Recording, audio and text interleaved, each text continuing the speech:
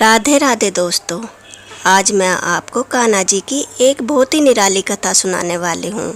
कान्हा जी एक बार अपने भक्त के देवर बने।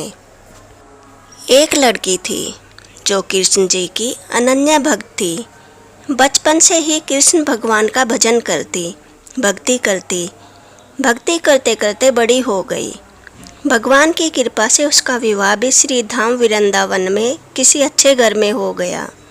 विवाह होकर पहली बार वृंदावन आई, पर नई दुल्हन होने से कहीं जा न सकी और मायके चली गई। और वह दिन भी आया जब उसका पति उसे लेने उसके मायके आया। अपने पति के साथ फिर वृंदावन पहुंच गई। पहुंचते पहुंचते उसे शाम हो गई। पति वृंदावन में यमुना किनारे रुककर कहने लगा, देखो शाम का समय है, मैं यमुना जी में स्नान करके अभी आता हूँ। तुम इस पेड़ के नीचे बैठ जाओ और सामान की देख रेख करना। मैं थोड़े ही समय में आऊँगा। यह सामने ही हूँ। कुछ तुम्हें ऐसा वैसा महसूस हो तो मुझे आवाज़ दे देना। इतना कहकर पति चला गया और वह लड़की बैठ गई। अब एक हाथ लंबा घूंघट निकाल रखा था, क्योंकि गांव है, ससुराल है, और वहीं बैठ गई। मन ही मन विचार करने लगी कि देखो ठाकुर जी की कितनी कृपा है।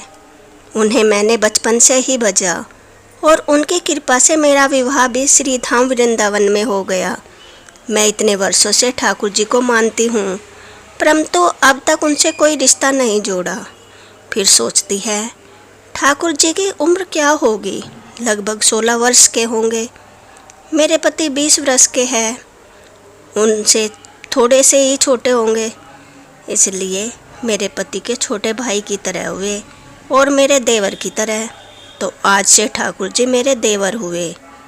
अब तो ठाकुर जी से नया संबंध जोड़कर बड़ी प्रसन्न हुई और मन ही मन ठाकुर जी से कहने लगी, देखो ठाकुर जी, आज से मैं तुम्हारी भाभी हूँ और तुम मेरे देवर हो गए।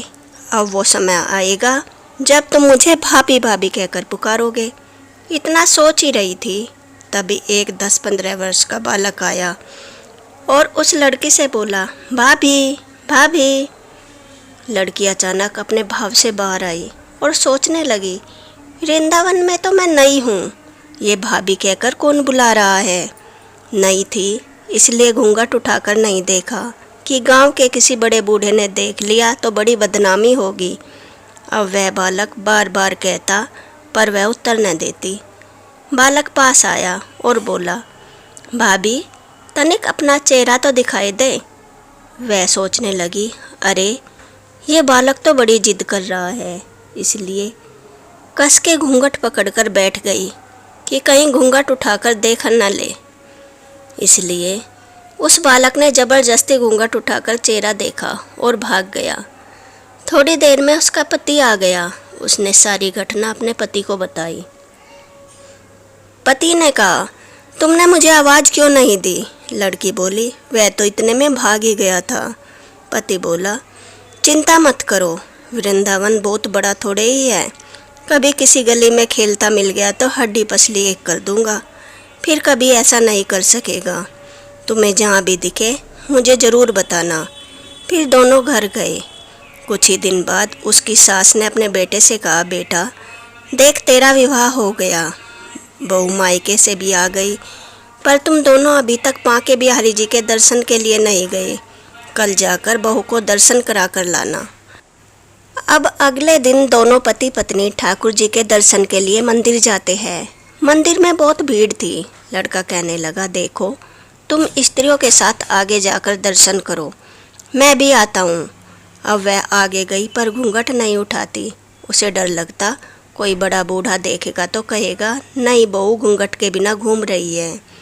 बहुत देर हो गई। पीछे से पति ने आकर कहा, अरे बावली, बिहारी जी सामने है, घूंघट काहे नाए खोले।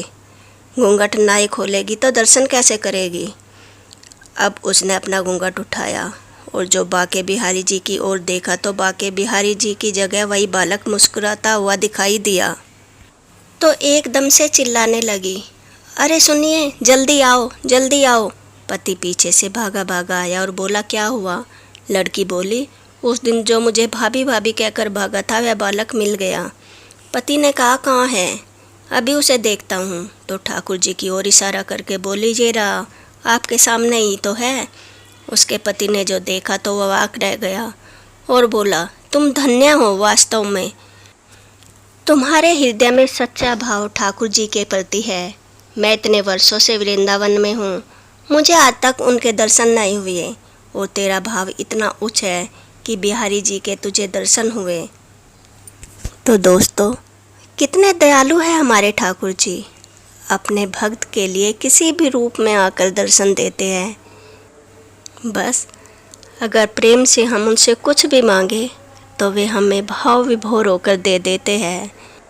तो ऐसी ही ठाकुर की लीलाएं सुनने के लिए मेरे चैनल को लाइक एंड सब्सक्राइब करें। राधे राधे।